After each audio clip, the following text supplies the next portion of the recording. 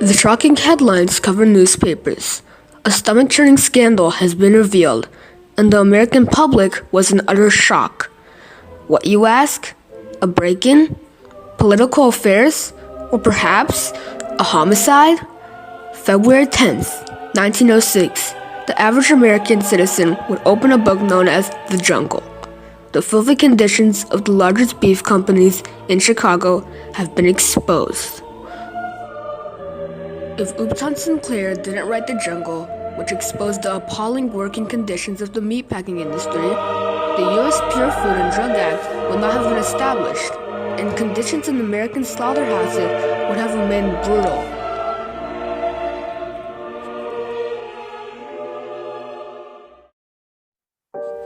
In 1904, the Meatpackers Union in Chicago went on a strike, demanding better wages and working conditions. The four largest companies broke the strike and the union by bringing in strike breakers, replacements for those on strike. The editor of Appeal Louisian encouraged Sinclair to write a novel about the strike. So at age 26, Upton Sinclair went to Chicago at the end of 1904 to research the strike and conditions suffered by meatpacking workers. He interviewed them, their families, lawyers, doctors, and social workers, and personally observed conditions inside the meatpacking plants. Sinclair spent nearly 2 months working undercover, documenting the inhumane labor practices and unsanitary conditions.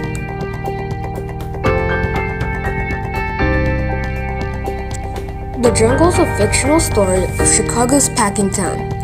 Despite being fictional, the novel contains an abundance of true events.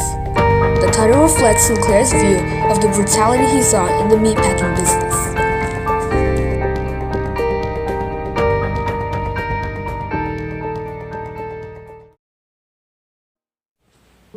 This is a tragic story about a Lithuanian family led by a man named Jugris and their trials in Packingtown's meatpacking industry. Jugris Rudkus and his family are not real people, rather their story is a combination of stories Sinclair was exposed to. Full of hope for a better life, Jugris married and bought a house on credit. After a while of job hunting, he was elated when he got a job as a shoveler of goods at Durham. Jugris soon discovered the company cheated workers by not paying them anything for working part of an hour. About an individual coming from a rural agricultural kind of society, whether you think about Jurgis coming from Lithuania or a black migrant coming from the deep south Mississippi, coming into a large industrial city, working in a mass production industry like meatpacking. Jugris saw men of skin diseases, men who used knives on the sped-up assembly lines losing fingers, and men hauling 100-pound hunks of meat and getting their backs crippled. Workers with diseases constantly coughed and spit blood on the floor. Right next to where the meat was processed, workers used toilets with no soap and water to clean their hands. Lunchrooms were rare and workers ate where they worked. Dead, rotten, and contaminated meat products were processed, doctored by chemicals, and mislabeled for sale to the public.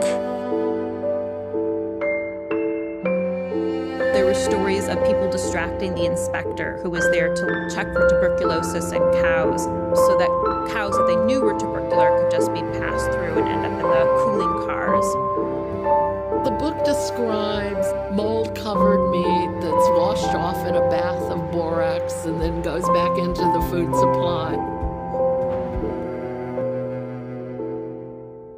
Sinclair wrote how workers would process dead, injured, and diseased animals after regular hours when no meat inspectors were around. He explained how pork fat and beef scraps were canned and labeled as potted chicken. Meat for canning and sausage was piled on the floor before workers carried it off to carts holding sawdust, human spit, rat poison, and even dead rats. Jugris suffered a series of misfortunes that began when he was injured. No worker compensation insurance existed, and the employer was not responsible for people injured on the job. Jugris's life fell apart and he lost his wife, son, house, and job. He later met a socialist hotel owner who hired him as a porter. Douglas listened to socialist speakers who appeared at the hotel, attended political rallies, and drew inspiration from socialism. Sinclair used speeches to express his own views about workers voting for socialist candidates to take over the government and end atrocity of the capitalist greed and wage salary.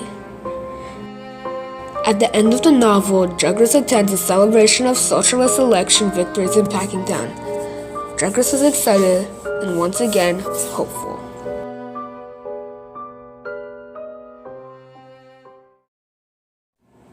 The Jungle was published serially in 1905 and as a single-volume book in 1906.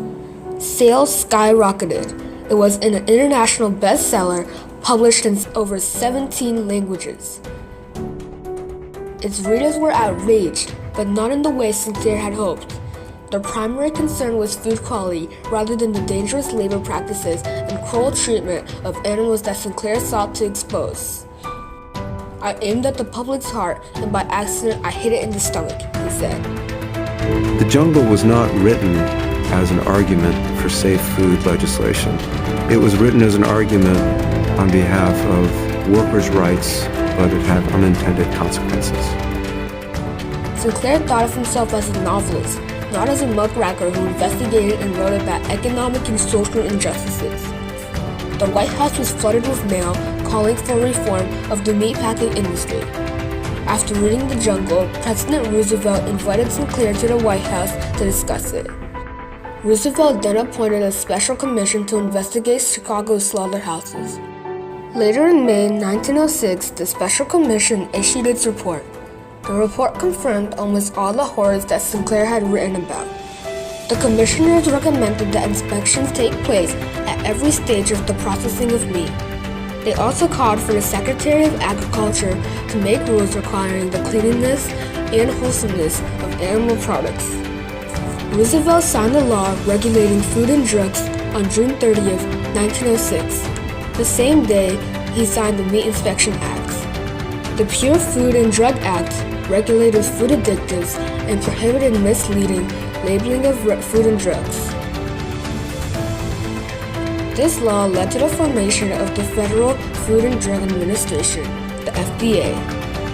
Thus, using the public's reaction to the novel, U.S. President Theodore Roosevelt pushed Congress to pass both the Pure Food and Drug Act, which ensured that meatpacking plants processed their products in a sanitary manner, and the Meat Inspection Act, which required that the U.S. Department of Agriculture inspect all livestock before slaughter.